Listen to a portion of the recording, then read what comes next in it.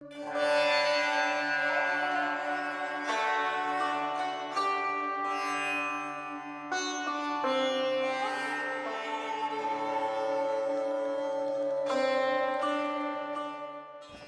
morning, everyone.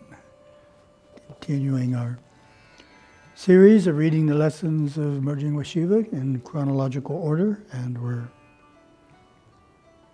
in the middle of the Self-God. This morning is the second half, and it's a talk given in 1959, Sacramento Street Temple. So we're starting. This is Gurudeva's description of the talk.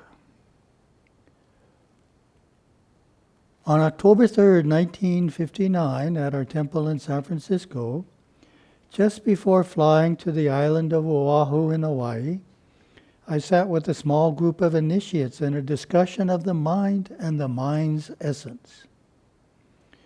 We attempted to penetrate in consciousness the realms attained when an individual leaves the actinotic causal body, becoming a pure state of consciousness, a pure state of actinicity, and finally merging into the Absolute, the Self-God.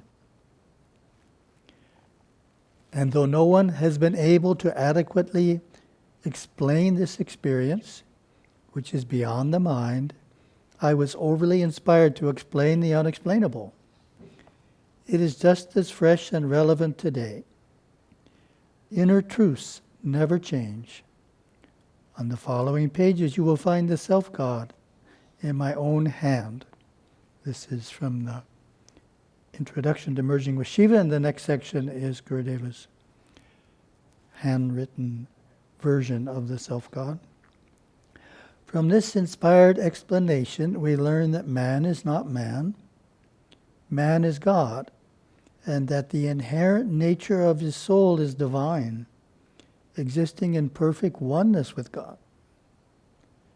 This identity of the soul with God always exists and awaits man's awakening into realization. In the years that followed, tens of thousands of copies of the little booklet called The Self-God were printed in America and in Asia, and have been widely distributed. To show just how widely, one day our car experienced a flat tire on a road outside a remote village in South India. As it was being repaired, we wandered about. People were passing by now and again. After a while, an elderly villager noticed us and inquired as to our native place. I handed him a little pamphlet to be polite. He looked at us, refused my offer, and pulled a little booklet from his shirt pocket, saying, "I am in need of nothing more. I have all I need right here." He held up the Self-God booklet. Having made his point to these strangers, he walked on, not knowing he had been speaking to the author. In India and Sri Lanka, it is often referred to as the Little Gem, and is highly regarded as an explanation of the inexplicable Nirvikalpa Samadhi. As you read this unedited talk, don't think about it, feel it. Try to feel the vibration of the room in which it was given.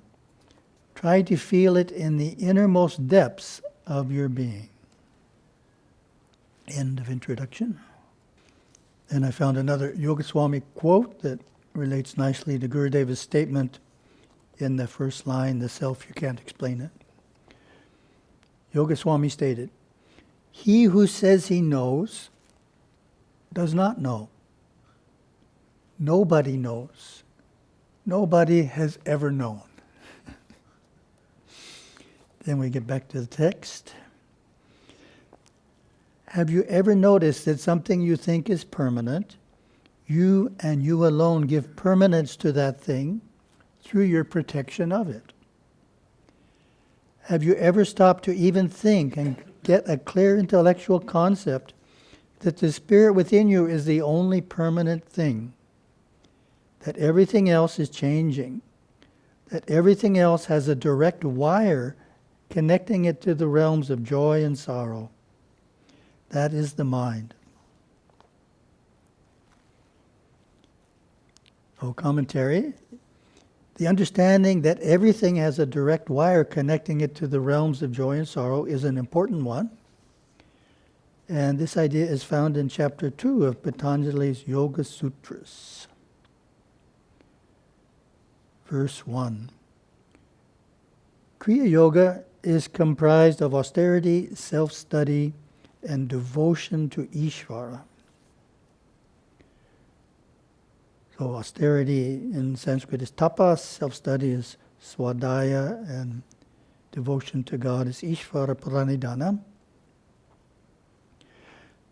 In my commentary on that verse is, in modern Hindu teachings, the most common use of the term Kriya Yoga is to refer to a breathing technique, pranayama, found in the teachings of Paramahansa Yogananda and offshoots of that lineage. Here, however, the term Kriya Yoga simply means the yoga of action and refers to 3 of the niyamas. So it's referring to these 3 devotional practices: austerity, self-study, and devotion to Ishvara. Verse 2. This yoga has the purpose of bringing about samadhi and attenuating the kleshas. So we need to find out what the kleshas are. That's in verse 3. Ignorance, I amness, attraction, aversion, and clinging to life are the 5 kleshas. So my comment is, these 5 kleshas can all be reduced, attenuated by the practice of Kriya Yoga. Ultimately, the kleshas can be completely obliterated through the experience of Dharma Megha Samadhi. And we get verse 4. Ignorance is the breeding ground of the other kleshas, whether dormant, attenuated, intercepted, or activated. Ignorance is seeing that which is impermanent, impure, sorrowful, or not self as permanent, pure, joyful, and as self. So there we get to what I was trying to get to. Sanskrit word for ignorance is avidya, spiritual ignorance, wrongful understanding of the nature of reality, mistaking the impermanent for the everlasting.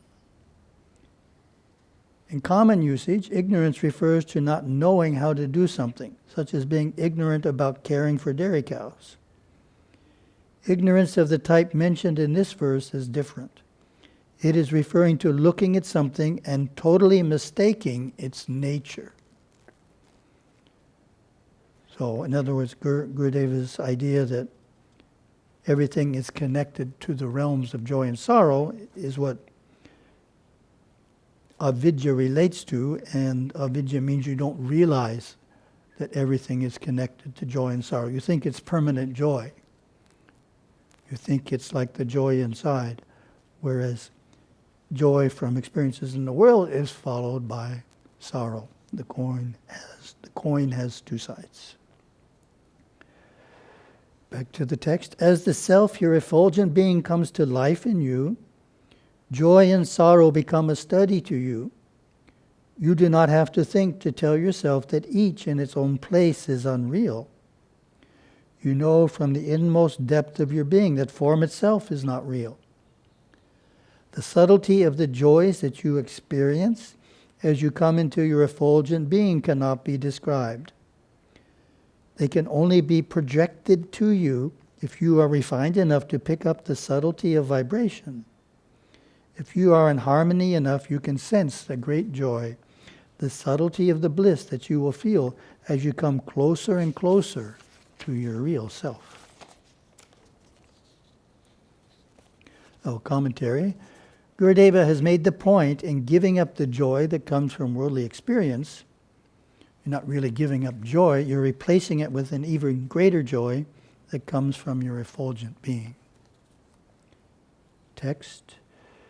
If you strive to find the self by using your mind, you will strive in vain, because the mind cannot give you truth.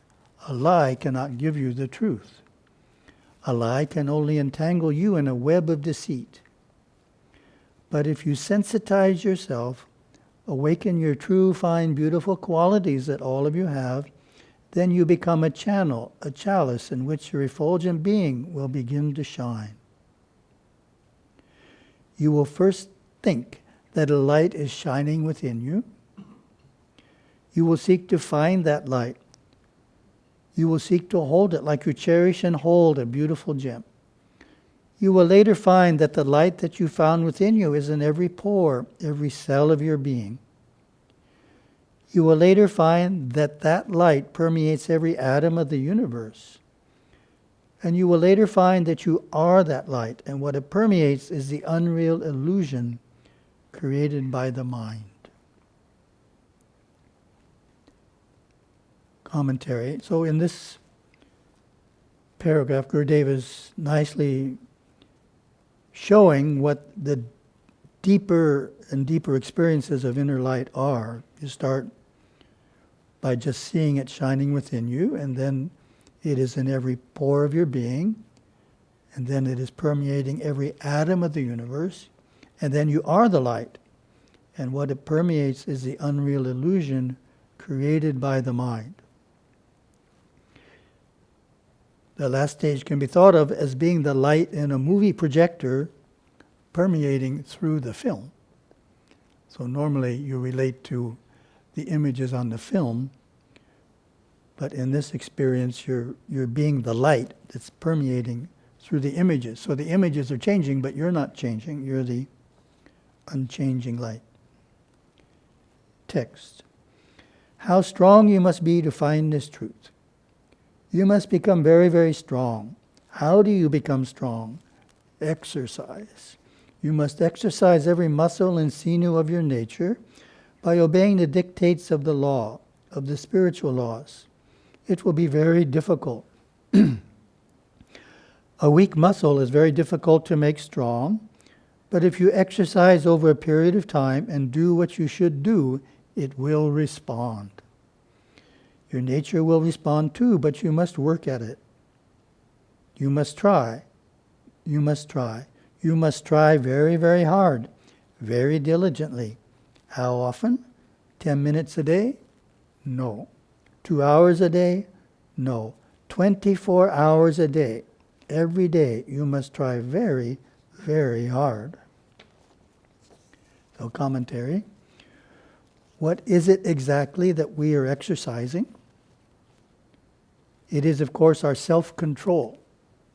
Control over the instinctive and intellectual mind, and that self-control needs to be in place 24 hours a day, even in our dreams.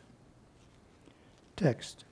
Preparing you for the realization of the self is like tuning up a violin, tightening up each string so it harmonizes with every other string. The more sensitive you are to tone, the better you can tune a violin, and the better the violin is tuned, the better the music.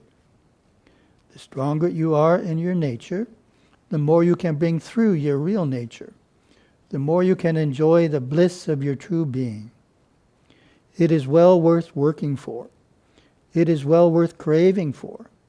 It is well worth denying yourself many, many things for, to curb your nature. It is well worth struggling with your mind to bring your mind under the dominion of your will. Those of you who have experienced contemplation know the depth from which I am speaking. You have had a taste of your true self. It is tasted like nothing that you have ever come in contact with before. It has filled and thrilled and permeated your whole being, even if you have only remained in that state of contemplation not longer than 60 seconds. Out of it you have gained a great knowing, a knowing that you could refer back to, a knowing that will bear the fruit of wisdom if you relate future life experiences to that knowing, a knowing greater than you could acquire at any university or institute of higher learning. Can you only try to gain a clear intellectual concept of realizing this self that you felt permeating through you and through all form in your state of contemplation? That is your next step. Commentary. Having an inner experience, such as a deep experience of the inner light, builds a new type of faith. Shraddha, based on personal experience. Such experiences deepen one's faith in a way nothing else can. So that's experiential faith. Second point Gurudeva makes is that knowledge attained from within is of a higher nature than that obtained from books. So as we all know, Yoga Swami's famous statement, it's not in books, you fool. And of course, it doesn't mean you should never read books, but it means at a certain point you need to stop reading the books and try and experience it. Text. Those of you who are wrestling with the mind in your many endeavors to try to concentrate the mind, to try to meditate or to try to become quiet, to try to relax, keep trying. Every positive effort that you make is not in vain. Every single brick added to a temple made of brick brings that temple closer to completion. So keep trying, and one day, all of a sudden, you will pierce the lower realms of your mind and enter into contemplation. Then you will be able to say, yes, I know. I have seen. Now I know fully the path that I am on. Keep trying. You have to start somewhere. Oh, commentary.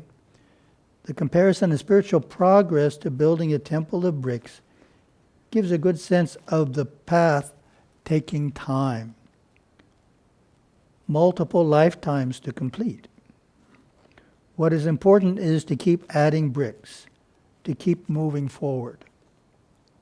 In other words, sometimes people are in a hurry. I need to realize the self in this lifetime. All of a sudden it's become an urgent goal. It's not really the best perspective. It's better to focus on making as much progress as you can in this life, adding as many bricks to your temple made of bricks as you're able to in this life. We're not trying to rush to the end. Text. The self you cannot speak of. You can only try to think about it if you care to, in one way. Feel your mind, body, and emotions, and know that you are the spirit permeating through mind, which is all form, body which you inhabit, and emotions which you either control or are controlled by. Think on that, ponder on that, and you will find you are the light within your eyes. You are the feel within your fingers. You are more radiant than the sun, purer than the snow, more subtle than the ether. Keep trying.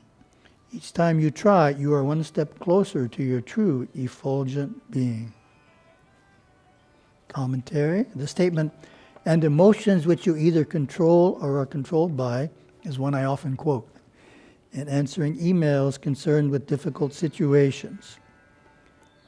Gurudeva's statement points out very clearly that we have a choice. We control our emotions or we are controlled by them. Very simple choice, which some people don't think about. Thank you very much. Have a wonderful day.